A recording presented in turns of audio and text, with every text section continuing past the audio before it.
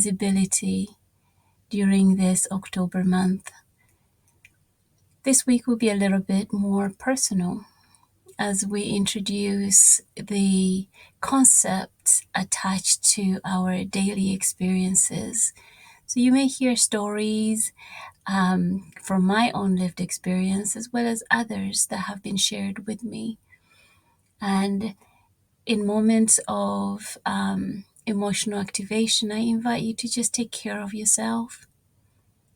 Even in this journey, the whole journey, gather this information as data to help you notice what needs to be noticed, for you to grow, to challenge yourself so that you can become intentionally more DEI plus conscious.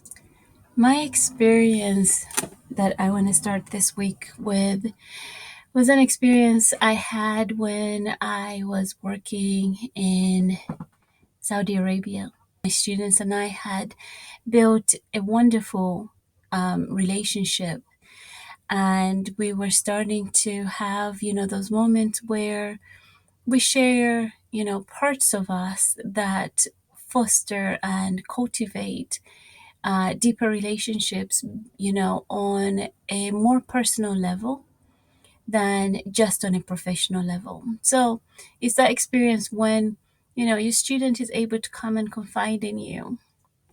And on this particular day, I come into the classroom and my students were so excited because, Eid was coming around, and they were sharing gifts.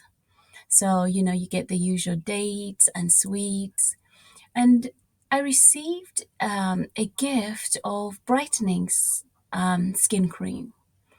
And my student, with a big smile, sincere in her gift giving, said, Miss, you would be so much more prettier if your skin was lighter. It wasn't as dark. And I remember getting up in front of the classroom and with courage, but also with this beautiful self-awareness that I had discovered about myself, but how much I actually enjoyed being within my body, being in the skin, this abundantly rich, melanin, high, enriched skin.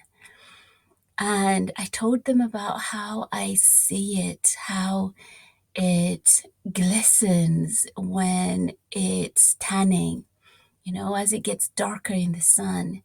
And sometimes how I can catch that glimpse of purple in it, as it shines. And then as the weather gets colder, this variation of almond colored skin that then shows forward. And the joy of just living in my body as an Afrocentric woman.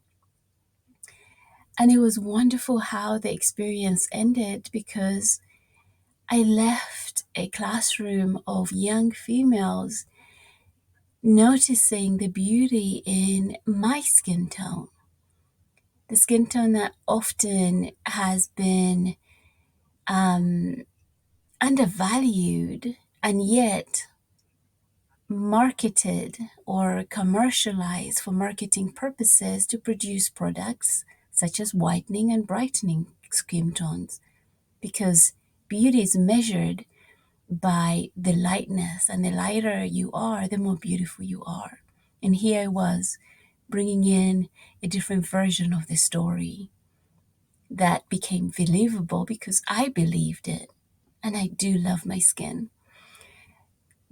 And it invites me to kind of think about, how would we really see each other if we peeled back the layers and you could no longer see skin tone, or you could no longer see, a hyperpigmentation or a physical ailment all those things that come to our senses, if all it was tissue, muscle, blood vessels, and organs functioning as they do normally for everybody else, what would be the social constructs that we would create in order to distinguish ourselves from one another and distinguish differences versus focusing on the commonalities that we experience as members of the human family?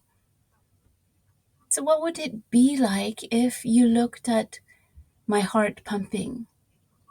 Would they be something that says to you, oh, look at that giant heart? The same way as we would describe somebody's nose. Or would we then look at the color of the veins and then look at, oh, those veins are a little bit more gray than blue, or they must be better? Or maybe the heart or the lungs are much slower because somebody's way of functioning in the world is much calmer. What would we then say?